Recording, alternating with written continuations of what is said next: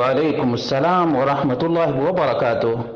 اللہ رب العالمین خیر و عافیت میں رکھے اور اس بھائی کو اللہ رب العالمین دنیا اور آخرت دونوں جہان میں کامیابی اور کامرانی عطا فرمائے، جو حرام سے لوگوں کو روکتا ہے، حلال کی رہنمائی کرتا ہے، شرک سے روکتا ہے، توحید کا پیغام سناتا ہے، بدعات اور خرافات سے روکتا ہے اور سنت کا پرچار کرتا ہے۔ اللہ مزید لوگوں کو یہ فریضہ انجام دینے کی توفیق عطا فرمائے۔ اور سوال یہ تھا کہ ایک شخص جو توحید و سنت کا پرچار کرتا ہے، لوگوں کو حرام سے منع کرتا ہے اور حلال کی ترغیب دیتا ہے، بہت سے لوگ راہ یاب بھی ہوئے ہیں، ہدایت یافتہ بھی ہوئے ہیں، جبکہ کچھ لوگ ناراض بھی ہوئے ہیں، تو کچھ اپنے اور کچھ پرائے نصیحت کرتے ہیں کہ ایسا نہ کرے۔ تو کیا اس بھائی کو امر بالمعروف اور نہی عن المنکر کا فریضہ چھوڑ دینا چاہیے؟ اس کا جواب یہ ہے کہ نبی مکرم صلی اللہ علیہ وسلم ہمارے لیے اسوہ، قدوہ اور نمونہ ہیں۔ لقد کان لکم فی رسول اللہ اسوۃ حسنہ۔ اللہ کے رسول صلی اللہ علیہ وسلم نے مکہ والوں کی پرواہ نہیں کی، یہود و نصارہ کی پرواہ نہیں کی، اپنے اور پرائے کی پرواہ نہیں کی، بلکہ توحید کا پیغام سنایا، جس کی وجہ سے محمد رسول اللہ صلی اللہ علیہ وسلم کا نام محمد فرق، محمد فرق رواہ البخاری۔ محمد رسول اللہ صلی اللہ علیہ وسلم تفریق کی بیج بوتے ہیں۔ یقیناً اللہ کے رسول صلی اللہ علیہ وسلم توحید کو توحید کہا کرتے تھے اور اس کا پرچار کیا کرتے تھے۔ ناراض ہونے والے ناراض ہوتے تھے اور ناراضگی کی انتہا تو یہ ہوئی کہ آپ صلی اللہ علیہ وسلم کا بائیکاٹ کیا گیا، آپ کو شعب ابی طالب میں سالہ سال گزارنے پڑے۔ اللہ کے رسول صلی اللہ علیہ وسلم شرک سے لوگوں کو روکا کرتے تھے۔ جس قدر نبی اکرم صلی اللہ علیہ وسلم کو ستایا گیا، آج تو اللہ کا فضل و کرم ہے، اتنے ستانے والے نہیں۔ البتہ کون ایسا داعی ہے جس کو گالی کا سامنا نہ کرنا پڑتا ہو اور طرح طرح کے افوات نہ سننے پڑتے ہوں؟ تو کیا ان افوات کی وجہ سے، لوگوں کی باتوں کی وجہ سے ایک داعی دعوت کا کام چھوڑ دے گا؟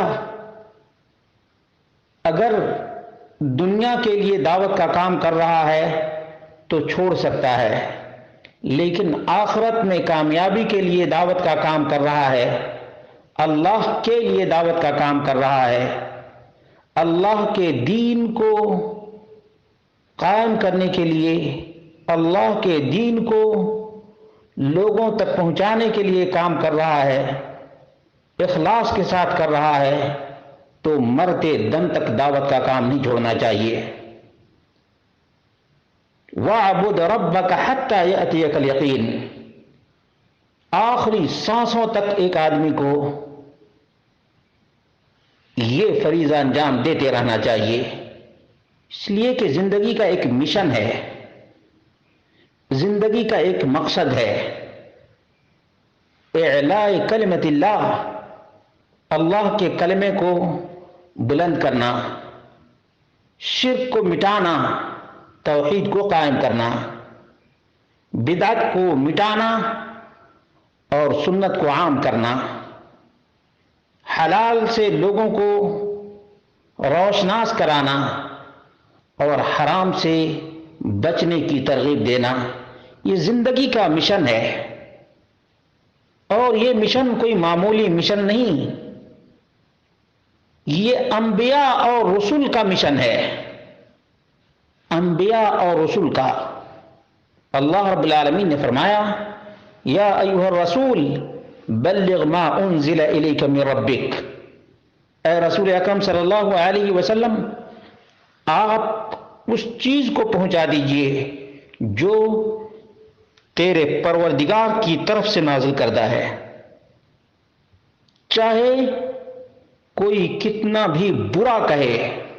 رسول اکرم صلی اللہ علیہ وسلم کو مجنون، پاگل کہا گیا، رسول اکرم صلی اللہ علیہ وسلم کو جھوٹا کہا گیا، رسول اکرم صلی اللہ علیہ وسلم کو جادوگر کہا گیا، اور نہ جانے کیسے کیسے القاب اور ٹائٹل دیے گئے۔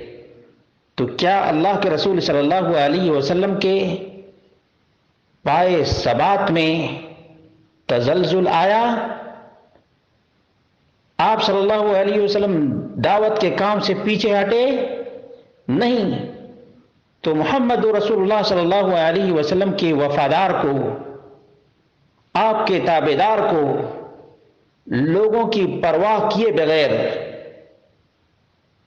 دعوت اللہ کا فریضہ انجام دیتے رہنا چاہیے،